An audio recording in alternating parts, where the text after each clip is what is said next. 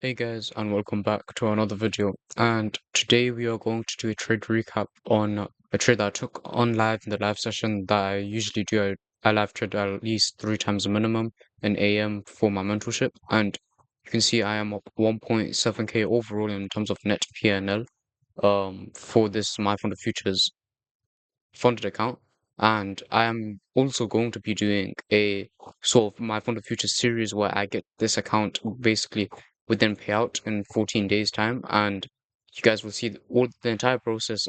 One trade, however, I took in PM, which I did not record, but I could go over that if I do have time, but I'll just go for the 3 trades that I took in AM today that was recorded. And I hope you guys enjoyed this video and the explanations that I talk about.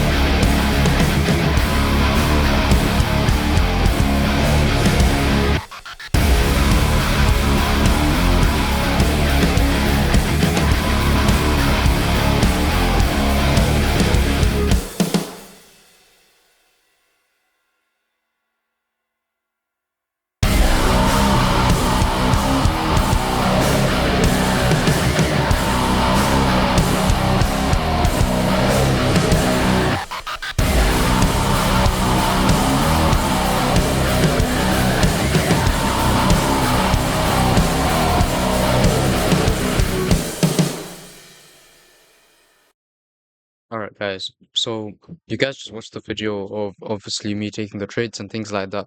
I'm going to explain basically the thesis behind it, the conviction behind it, things like that, what I actually saw before I even came onto the charts. And like, I mean, I was on the charts obviously, but before I actually started to execute things like that, right? And I'm just going to fully explain how I did my thesis and maybe give some source about extreme absorption and things like that. And then after that, you guys can watch me specifically talking in real time and actually taking that trade in real time. So yeah, I'll show that after. So First things first, right?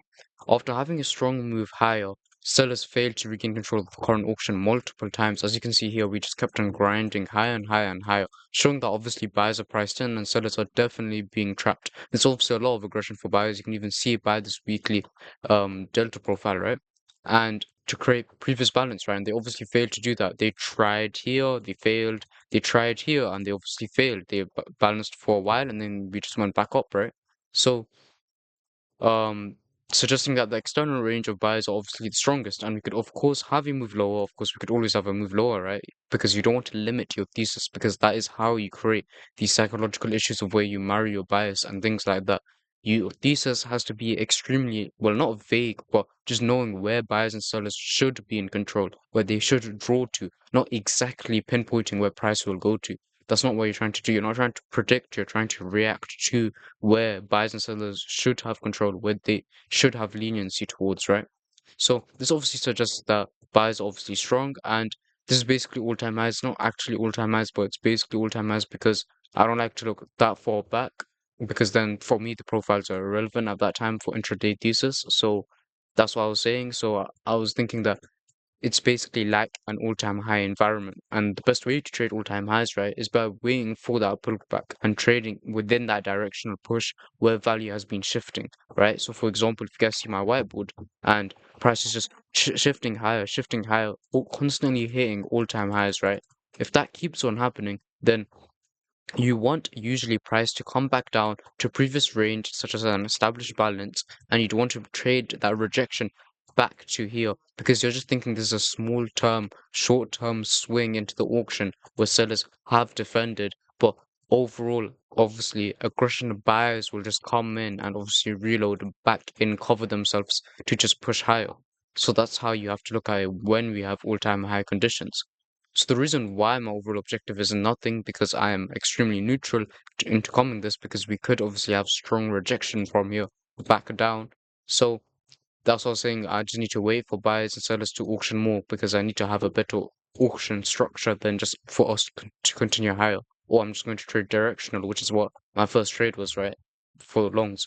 But other than that, we are currently in a state of just pushing higher relative to where we had support, which was here, right? Where we had support to push back up. So sellers could obviously, however, come back in, but note it can easily fail because we were overall in an uptrend and shifting higher. That's why when you saw me do my shorts, I targeted very less because I knew we weren't going to have that expansion back down. That is why sellers can come back and get priced in. But note we are in a gamma long environment, meaning that we could just balance and dealers would want us to compress most likely higher, right? As you can see here, we are long gamma on Kickstrader. So these are the trades I took specifically, as you can see here. Reason being why I took this trade is because, as you can see here, these sellers are obviously being exhausted. These buyers are being priced in, and if you see this like green box, this gets printed out when there's a 350% divergence of buyers or sellers, and it'll show the imbalance. So it's mainly an imbalance indicator. So you can see passive natures with us and aggressive natures with us. That is why I entered there in terms of an entry execution. Here was more of an origin of the move setup, more of a higher risk setup, and this is where sellers regain control at. And here you can see obviously sellers failed here. I thought these sellers will refill here because this is where sellers had control. They were rewarded um into coming here. That is why these guys refilled here to be rewarded, and then we went back down, and I entered on that, right, on that reward system. In terms of higher time frame, you can see here we went up. We obviously found an area where sellers were being trapped, which was here. If you actually look at the delta profile right here, there's some sellers here suggesting that these sellers are obviously being trapped for the overall move higher, as these all of these buyers in terms of buying aggression actually gets covered. And I entered on that long because this was a man high volume node, and I was thinking we'd have a rejection here because I was trying to give leniency towards sellers, but overall that is when you have to, put your directional foot down and understand that price is actually going up, buyers are strong. You don't want to take a reversal here in these type of conditions. So I just entered longs, and same thing here. I entered shorts just because I thought this top of the man volume node would have a reaction, which it did, but it was just a small 1 to 3 scalp or 1 to 2 scalp. But yeah, that's pretty much it in terms of the thesis. I can explain a bit more in depth about how you can make your thesis more advanced. Like last Friday, I did these shorts right for my 18K payout, and the reason why is I can actually go much more in depth because I drew out this area higher time frame thinking that I need to give leniency towards sellers. A lot of beginners would think, okay, the only reason why you're drawing out this specific minor high volume node is because we've used it many times as resistance previously, as you can see right here. We even used it as support for a midterm swing, and then we obviously dumped numerous times after that. So you're thinking, okay, that's the reason why you drew it. But if you actually look deeper into actual aggression, because you can actually see if a entire session, this entire consolidation session where we were just dumping, using this as resistance, it was actually all being absorbed. As you can see here, CVD was dying, and you can see here, you can see price was rising. So both of these signatures show you that this entire balanced area in terms of fair value, it was all being consumed and all being absorbed. And in terms of the histogram of the CVD, as you can see here, we have some histograms here. It's very light. I don't know if you can be able to see it, but there was no histogram of any buying or selling here. And CVD was obviously dying and price was rising, showing that this is extreme absorption within the session. So that is the reason why I took this level, because of the reaction of resistance, and was because of the entire session was fueled by this extreme absorption because of the CVD that was dying. And you can see here there's nothing because all the passive limits are reloading, meaning the higher time frame sell aggression is just to test a lower, right? And we obviously ticked into the level and we instantly dumped with, of course, I don't have my deep trades indicator on the screenshot, but we had pretty good sellers that got priced in there. If I could find it, I don't think I have it, but yeah, I would say that's pretty much it in terms of the trade recap. Right now, you guys will be able to see me live talking in the live session. And if you guys want to watch me live trade, I don't do it minimum 3 times a week, right? I will be doing it in my mentorship, and I do it within this voice chat for the ethos for the mentorship. So the link is in the description if you want to join. But that is it. You guys can watch me live now.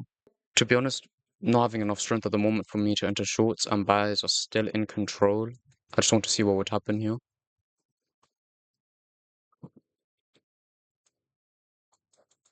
Let's see if buyers have more control again to push back up. If they do here, I might enter longs in terms of KG4. Okay, I'll enter right there, take a long, stop loss at that low. So let's just see if you have that move higher. If you don't, I'll get stopped. We're pushing higher. I'll continue to trail here because this becomes protected low. We should now take out these highs. If we don't, and we keep on balancing, this is a bad sign for us. Okay, now I can start to trail more aggressively. Now we should just have us pushing higher. If we don't, then I'm already de-risked, so it doesn't really matter, to be honest. I just don't like that we're flying back and forth very slowly here. We need that expansion, which we're about to get. There we go. I can go break even now, and I'm going to target in terms of higher time frame right here. Just target 1K. Again, you can see in terms of passiveness, these sellers are dying. These guys are being absorbed here, so I need to see if we can continue back up here. If we don't, then I want to trail aggressively again. Okay, this becomes protected low right here in terms of micromechanics. So if we go below that, then it'll most likely hit break even. So that is why I'm trailing. So we should stay above this and continue pushing if buyers are strong, which at the moment they are refreshing pretty strongly. If this trade hits, I recover my losses plus 500 from yesterday because I didn't recover it in PM because I didn't decide to trade PM that time. So let's just see what happens here. Again, we're having that same sort of micro balance move here, so we need to take this high and continue pushing.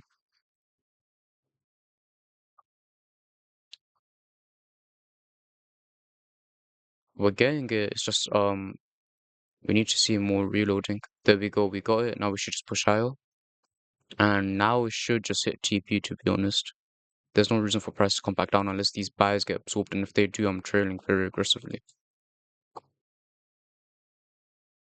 At the moment, they're not. We have decent strength here. And the TP got hit. I'll turn on my historical trade so you guys can see it. Entered here, got out up there. Alright, let's see. Alright, if you can price lower here, I'll enter.